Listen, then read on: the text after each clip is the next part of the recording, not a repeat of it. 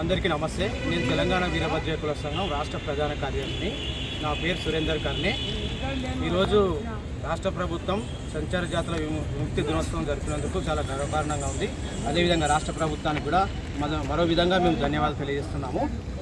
ఈరోజు సార్ మేము ఈరోజు ఉద్యోగపరంగా మా దాంట్లో ఒక కలెక్టర్ లేడు, ఒక ఐపీఎస్ ఆఫీసర్ లేడు, ఒక ఎమ్మెల్యే లేడు, ఒక మంత్రి లేడు. కాబట్టి మాకు బీసీలకి 42% రిజర్వేషన్ అమలు చేస్తే దాంట్లో ఎంతో కొంత మా ఎంబీసీ కులాలకు కూడా 8%, 7% వస్తుందని మేము భావిస్తున్నాము. కాబట్టి 42% బీసీ కులానికి రిజర్వేషన్ని ప్రభుత్వం దీన్ని దృష్టిలో పెట్టుకొని దీన్ని అమలు చేయాలని కోరుతున్నాము. అదేవిధంగా మా పిల్లలు కోచింగ్ తీసుకునే పరిస్థితులు లేరు. గ్రూప్ 1, గ్రూప్ 2 కానీ ఇలాంటి ఎస్ఐ కోచింగ్ కానీ తీసుకునే పరిస్థితులు లేరు. ఆర్థికంగా మా వాళ్ళు చాలా దిగజారి పరిస్థితుల్లో ఉన్నారు. కాబట్టి ప్రభుత్వమే మాకు ఎంబీసీ స్టడీ సర్కిల్స్ ఏర్పాటు చేసి మాకు కోచింగ్ ఇప్పించి కాంపిటేటివ్ ఎగ్జామ్ ప్రిపేర్ అయ్యేలాగా చేయాలని కోరుకుంటున్నాము. అదేవిధంగా ఈ గురుకుల హాస్టల్స్ ఏవైతే ఉన్నాయో, బీసీ ఎంజేపీ హాస్టల్స్ ఉన్నాయో, అదే రకంగా మాకు ఎంబీసీ హాస్టల్స్ కూడా సపరేట్గా ఏర్పాటు చేసి మా పిల్లల చదువుకు గవర్నమెంట్ తోడ్పడవలసిందిగా కోరుచున్నాము. అదేవిధంగా మా సంచార జాతుల కులాలు చాలా వెనుకబడి ఉన్నాయి. వాళ్ళకి కూడా లోన్స్ ప్రభుత్వము ఇచ్చి 90% సబ్సిడీ ఇవ్వాలి. ఎందుకంటే వాళ్ళు కట్టలేని పరిస్థితిలో ఉంటారు. అదేవిధంగా మా సంచార జాతులు ఇప్పుడు 36 కులాలే గుర్తించబడ్డాయి. మిగతా కులాలు కూడా గుర్తించాలని, వాళ్ళు ఊరికి దూరంగా ఎక్కడో చెట్ల కింద గుట్టల కింద ఊరికి అవతల వాళ్ళు గుడి చేసుకొని ఉంటారు. గంగిరెద్దులు కానీ, వీరభద్రియ కానీ, మందుల కానీ, దొమ్మరి కానీ వీళ్ళు ఎక్కడో ఊరికి దూరంగా ఉన్నారు.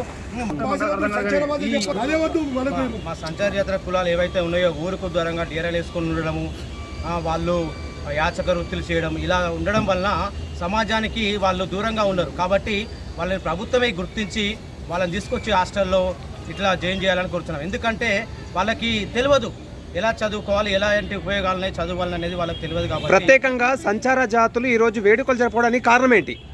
కారణం ఏంటంటే సార్, ఈరోజు సంచార జాతులని ఈరోజు ఉన్నటువంటి తెలంగాణ ప్రభుత్వం, రేవంత్ రెడ్డి గారి ప్రభుత్వము గుర్తించి ఈరోజు వీళ్ళకు కూడా ఒక దినోత్సవం ఉండాలి అనే విధంగా ఈ ఆగస్టు 31 తారీఖు యాక్చువల్గా ప్రభుత్వం అధికారికంగా ఈ యొక్క సంచార జాతుల విముక్త దినోత్సవం జరుపుకుంటూ ఉన్నారు.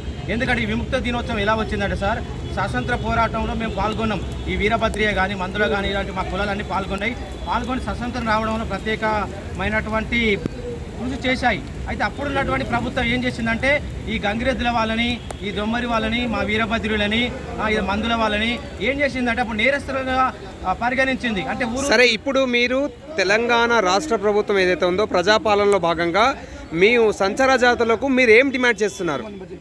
సార్, ఈరోజు ఇప్పుడు ఈ ప్రజాపాలనలో భాగంగా సార్ మా వాళ్ళకి ఇందిరమ్మ ఇల్లు వచ్చే విధంగా చూడాలి సార్.